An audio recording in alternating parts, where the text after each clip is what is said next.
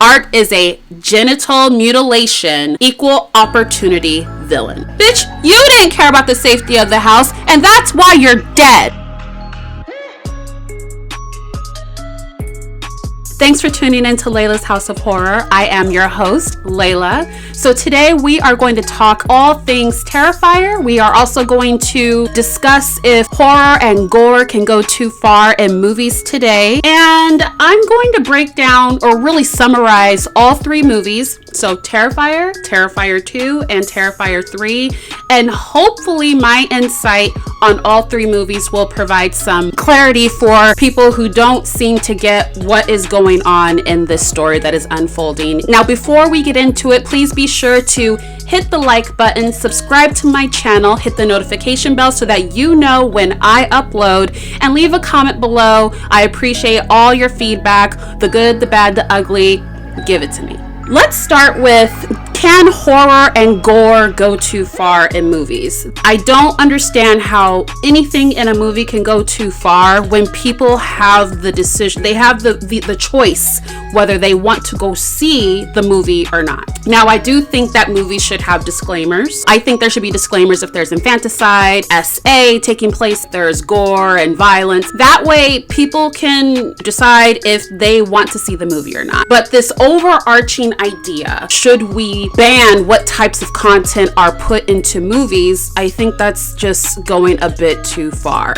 As long as people have the choice to watch whatever it is that they want to watch or not watch certain types of movies, I think that question just needs to go out the window. Slasher genre is here to stay, and if you can't stand the sight of blood and guts, then just don't watch the movie. It's that fucking simple. I need you guys to just get a fucking grip. Stop trying to control and hinder artistic expression. If it is not your cup of tea, if you do not like horror movies, that's totally fine. So let's get into Terrifier. The Terrifier franchise has blown up over the past couple of years. It all started with the original Terrifier, which was a low-budget horror masterpiece directed by Damien Leone himself. Chef's kiss of a movie for something that was created on a $35,000 budget. Very impressive. It is pretty much a love letter to the 80s and 90s, or maybe I should probably say late 70s, 80s, and 90s horror film. It's definitely giving like 1978's John Carpenter's Halloween. The musical score especially, it's definitely giving Halloween, Nightmare on Elm Street. Within the first 10 minutes of the movie, I felt like a child again. And it's been so long since I have watched a horror movie that gave me the feeling that I used to get when I was a child back in the 90s. Okay, so by the way, spoilers. There's going to be spoilers all throughout this video. So if you haven't seen any of the Terrifier movies and you don't like spoilers, then just don't watch this video until you watch the movies. Okay, but if you don't mind spoilers, welcome. The movie actually starts off with an interview with one of Art the Clown's victims that we later learn to be Vicky. She's interviewing with the talk show host about the attack that she had survived a year prior at the hands of Art the Clown. I am starting to believe that Vicky was already somewhat possessed in this particular scene because she ends up killing the talk show host with her bare hands. The movie now turns its attention to two female characters named Tara and Dawn, who had just spent a night out partying, just drunken night out partying on a Halloween night. They decide that they need to go to a pizzeria to get some pizza, to try to get something in their system to help them sober up so they can drive home. As they are getting ready to go inside the pizzeria, Tara sees Art the Clown staring at them. She's immediately just extremely uncomfortable. She's very disturbed. She tries to point it out to Dawn that there's a strange man in a fucking clown costume staring at them. But Dawn, she's too drunk to give a fuck, okay? So they go into the pizzeria, they sit down, they order some pizza. Art comes in and is making eye contact directly with Tara. Now, this particular part of the movie absolutely freaked me the fuck out. Why? Because I've been kind of harassed and semi-stalked by a fucking weirdo before. I know what these guys are like. I know what that experience is like. And in my opinion, the way that it was acted out in this scene in particular in the pizzeria was definitely very realistic. There are weirdos in the world that will just fuck with you for no reason. Thankfully, the weirdos that used to screw with me, just random fucking places, weren't serial killers, or maybe they were and they just decided not to kill me. I don't know. I'm just glad I survived to tell the fucking tale. Anyway, Art is sitting there in the cafe making faces and just kind of teasing and fucking around with Tara from a distance. She is just extremely uncomfortable with the whole situation. Dawn is so drunk and so airheaded, she decides to go sit on Art's lap, take a selfie. She even accidentally smacked him in the face with his own little top hat. I'm starting to think that her stupidity is probably why Art decided to saw her fucking ass in half. Art decides to go to the bathroom so he can vandalize the bathroom with his feces. He gets kicked out of the pizzeria. He seemingly leaves. Dawn and Tara finish their pizza and they leave too. Except when they leave, they realize that their tires are slashed. So Art gets kicked out, Tara and Dawn leave, and their tires are slashed. Is that a coincidence? I think fucking not. I think not. Tara calls her sister Victoria and asks her to pick them up because Dawn's stupid ass doesn't have a fucking spare. Vicky reluctantly agrees to come and pick up Tara and Dawn. Now Tara needs to use the bathroom. Tara doesn't want to piss outside. She decides to go inside of an abandoned building.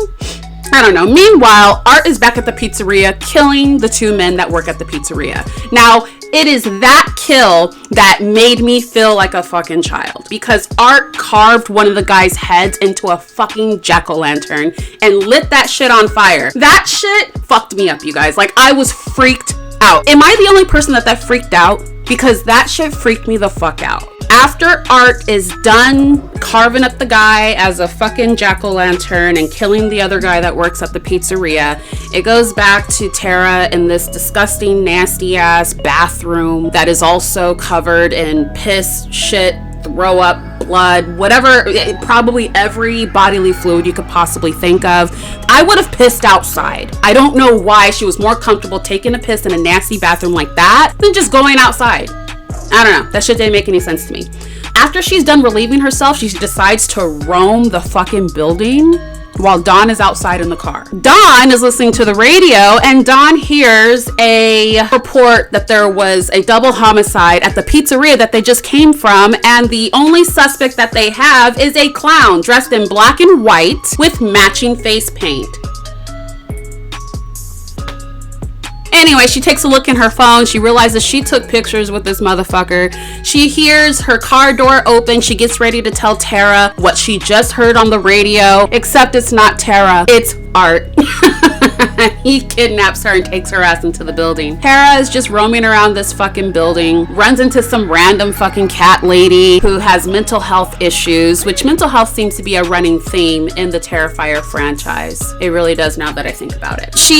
Tara ends up running into Art and he slices her up a few times. She slices him up. He eventually catches her and knocks her out with some sort of injection, and she wakes up bound to a chair with duct tape over her mouth. Art decides that he's going to force her to watch him saw her friend upside down. He revealed behind this hanging sheet that it was Dawn hanging upside down in nothing but her underwear. He proceeds to get a hacksaw and he goes to work right down the butt crack, through the vagina, up the stomach, up the chest, all the way up the neck, up the face, and up to the forehead. Or maybe I should say down, because she's hanging upside down. It was hard to watch, but I was just really in disbelief. I was just in shock. Like, I can't believe this is happening. It's the sound of the saw going back and forth, and it's very effective. Whatever they made that body out of, it really looked like he had to put some strength into getting it done. When it comes to just blood and guts and gore, that doesn't really scare me. I think it's more of like the aftermath, what they look like afterwards, that is the most shocking thing to me. The movie moves on to Tara being shot to death eventually. Vicky shows up. Vicky survives her attack by Art the Clown. And right before the police could take him in, because the police miraculously, show up, he shoots himself in the mouth. I have seen a lot of reviews on the Terrifier franchise, and I understand that sometimes blood, guts, and gore makes people believe that that is all that there is to a movie. I honestly think that when people see these images in a movie, sometimes it can cause them to, I don't know, maybe their brain is in shock and they can't pay attention to the plot. On a podcast, who actually had the audacity to say that there was no connection of Terrifier 1 to Terrifier 2, and it's weird that Terrifier 2 was about all this supernatural stuff because there was nothing supernatural in Terrifier 1. I think it's pretty clear what the connection is between Terrifier 1 and Terrifier 2. After Art shoots himself in the mouth, he ends up in the morgue, and there's like an autopsy technician that's getting ready to do the autopsy.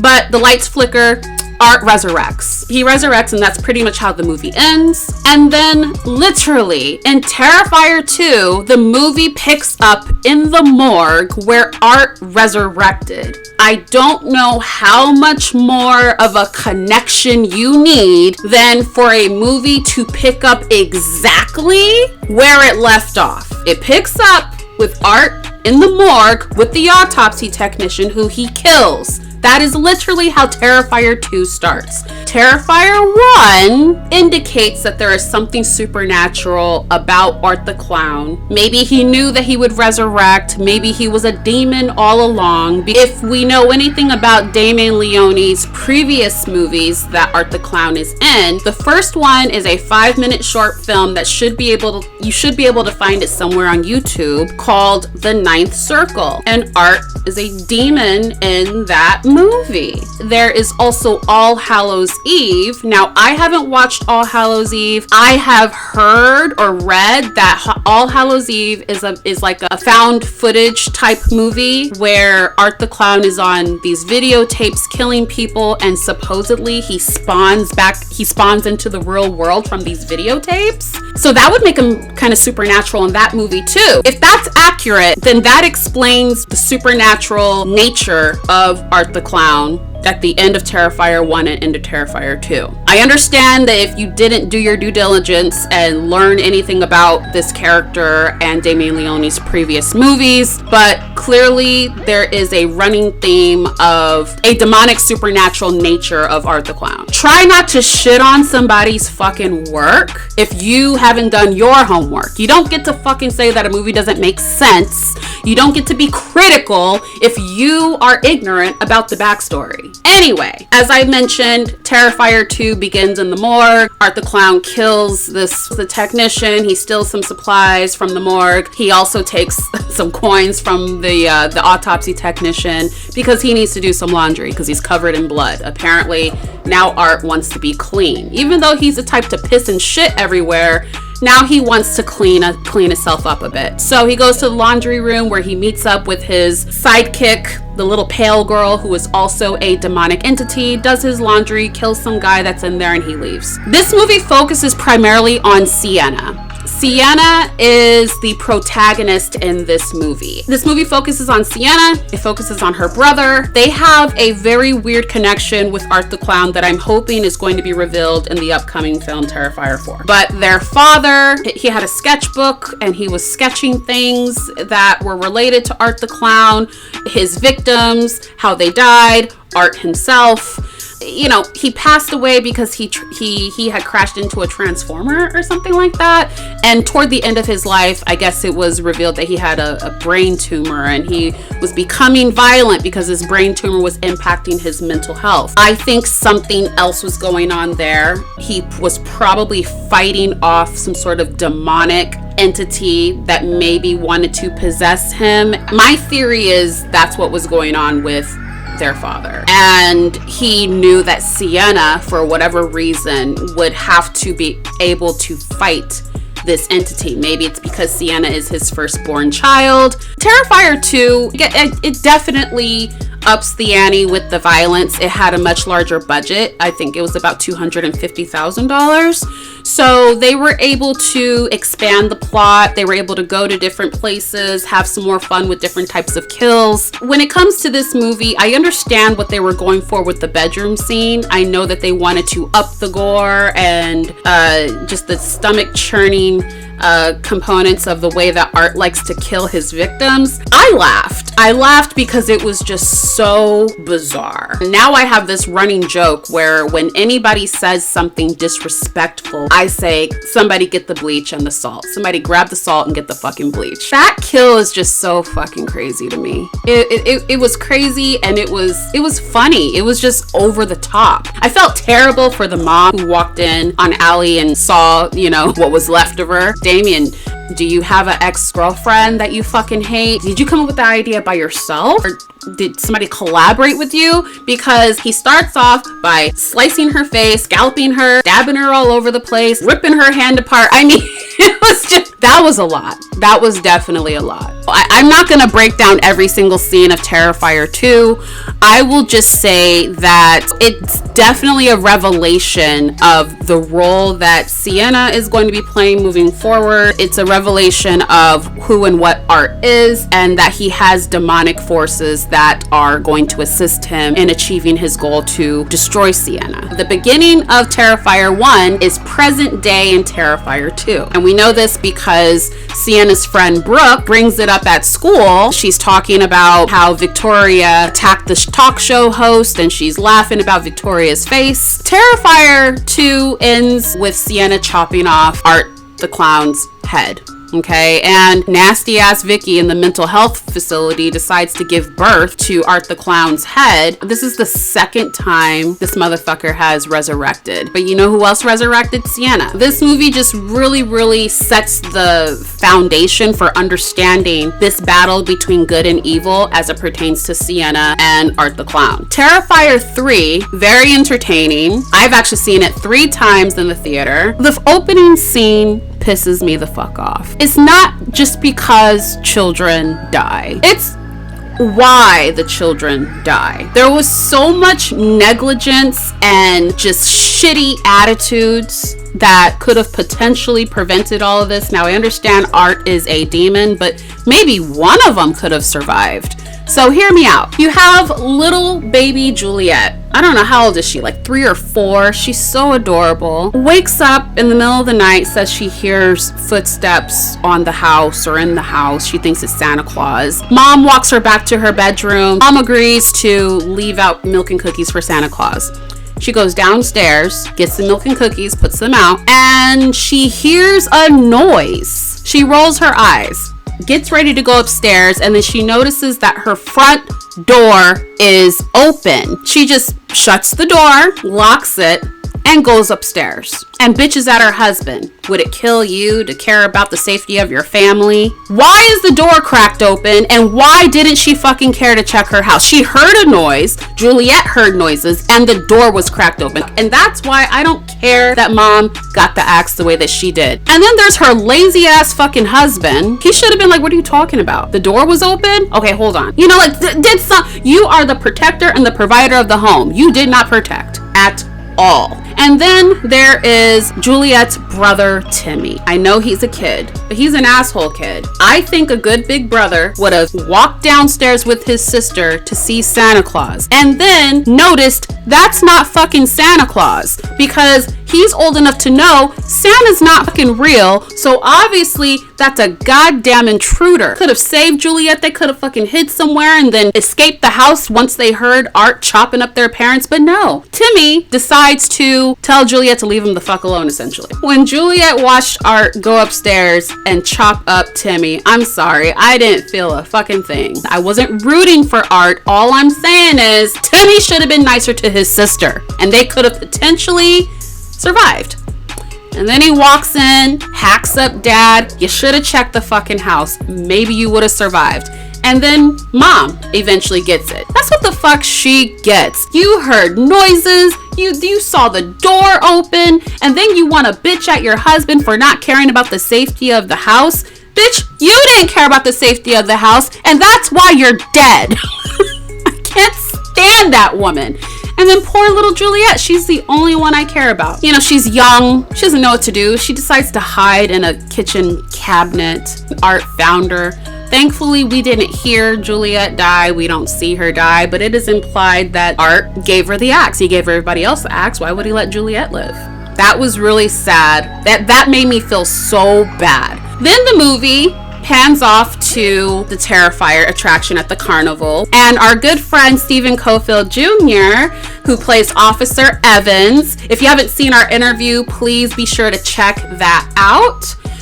He finds Art's decapitated body, and the funny thing about this, you guys know the running joke, which was actually pretty true in the 80s and 90s, that if there's a black person in a horror movie, they usually get killed first. Technically, even though we didn't see Officer Evans get killed first, technically he got killed first. He goes and he finds Art's decapitated body. The body comes alive and decapitates him, and then uses his head as a disguise to get on a fucking bus and ride all the way to the mental health asylum where Vicky is. Because remember, Vicky gave birth to Art's brand new head, and the body needs its new head. So he used Officer Evans' head for, just temporarily held it on so that he could walk around town. Eventually went and got his head. So I just thought that was absolutely hilarious. In Terrifier 2, the black guy that plays the cashier got his head chopped off, and Art held his head just like this as a prop. Why does Damien want Art to hold black heads all the time? That shit is hilarious. And listen, it's a lighthearted joke. I don't give a fuck. I don't really care about all that. It's hilarious to me, though. I just noticed a pattern there. So maybe Art will juggle a couple of black heads in Terrifier 4. Who knows? Art gets his head, and him and Vicky make their way to his house, where they decide to take a 5-year nap. I know a lot of people are like, why did they rest for 5 years? I would assume that after Art had his head chopped off and had to put a new head on, he probably needs to rest for a while to regain his strength, because he still has to get into this battle with Sienna. And Sienna is blessed. She's been divinely blessed and chosen to fight evil. So she's really strong. She resurrected in Terrifier 2 as well. The movie follows Sienna to see kind of where her head is at, and she's not doing well. She's having panic attacks. She's hallucinating. She sees Brooke, for example, who died in Terrifier 2. I think that scene was really, really, really unique. She is sitting at the table with her aunt and uncle and her little cousin Gabby. They're eating Chinese food, I believe. And you just randomly hear, can you please pass the rice? Can somebody pass the rice? Can you please pass the rice? And it pans to each person so that you know they're not asking for the rice. Okay, it's not Gabby, it's not mom. Obviously, it's not Gabby's dad, because he's a male and this is a female voice. And then we see Brooke all bloody and fucked up from what Art did to her in Terrifier 2.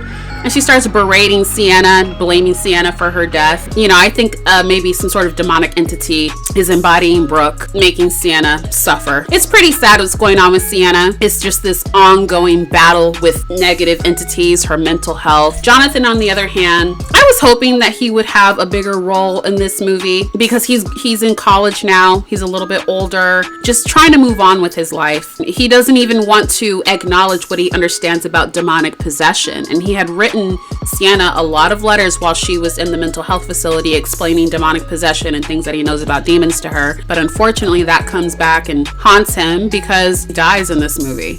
It's really sad, that revelation. You know what is another running theme in the Terrifier franchise? Genital mutilation.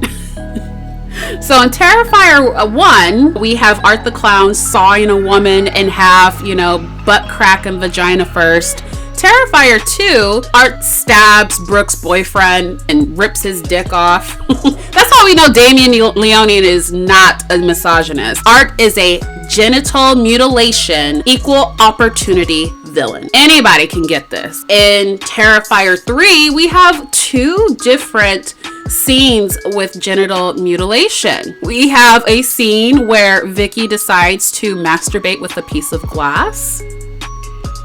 And then we have the lovely chainsaw scene. He did Mia bad. Mia deserved it. Mia said she wanted to know what it was like to be in the presence of that type of evil, and boy, did she get her wish. And then her boyfriend, he got the chainsaw up the ass, up through his scrotum and his penis, and he got the Terrifier 1 hacksaw treatment, but just on steroids. So we basically repeated the kill of Terrifier 1 and Terrifier 3, with Terrifier 3 ending with this awesome scene between Art the Clown and Sienna having this amazing battle, and then Gabby eventually falling into the floor and going to hell. I think that was a really great ending to move on into the fourth movie. And I'm hoping that it's like Sienna has to travel through the 9 circles of hell or something. At the end of this movie, at the end of Terrifier 3, Art gets on a bus and there's a woman reading the 9th circle. I'm assuming referencing Damien Leone's 5-minute short film that came out in 2008 or 2009. You guys should look it up. So I'm super excited about this franchise. I haven't been this excited about a franchise since Scream, hence the shirt. I absolutely love Ghostface. I saw Scream in 1996 with my grandma. I saw it with my grandma in the theater. Now, that was definitely a mistake on her behalf, because after we watched it in the theater, I didn't want to use the bathroom by myself for like a month. When I was a child, anytime a movie scared me, I didn't want to go to the bathroom by myself. I just always thought the monster was going to get me while I'm taking a shower or when I'm on the toilet or something. Like, I was fucking terrified. But I love the movies. Like, I've been watching horror movies since before I was even school age, okay? And so for Terrifier to grab my attention the way that it has, that's how I know Damien Leone has done something super special. I honestly think Art the Clown has put in enough work, and he has demonstrated Art deserves a space amongst the greats. I just want to say bravo to Damien Leone for creating a new boogeyman for people to be scared of, and I'm really looking forward to Terrifier 4. All right, you guys. So that is my breakdown of all 3 movies. Hopefully it makes sense to some of you guys. Art has been supernatural since before the Terrifier series. Okay, he was supernatural in the 9th circle. He was a demon, and apparently a demon in All Hallows Eve. If I am wrong, let me know in the comments below. Another theory that I have could be that, Art was just a human in Terrifier 1, but as it is explained in Terrifier 3, demons roam on Earth, but they need a vessel, and they choose someone who has been recently deceased, but they have to be like the most depraved. So maybe a demon just saw the opportunity to enter Art as a vessel because he was a depraved serial killer. So again, how about we stop saying that the movie has no spiritual messages? There's a ton of biblical spiritual symbology in this movie, from Sienna having the crown of thorns put on her head by a fucking demon, to them mocking Jesus because Sienna's uncle is nailed to the wall in the same pose as Jesus on the cross. There's also the scene in Terrifier 2 where Art is whipping Sienna and she's wearing the angel wings and she's shielding her brother. There's a lot of symbology in these movies that definitely go to show the spiritual and biblical component of this battle between good and evil. Now, and if you're just extremely distracted because of the blood, guts, and gore, okay, you're just distracted, but that doesn't mean that there's no story. Just say that you're distracted, you can't really handle gore, it is too distracting for you. That's totally fine, but don't take a shit on Damien Leone's work, okay? Or else I'm grabbing the fucking bleach and the salt.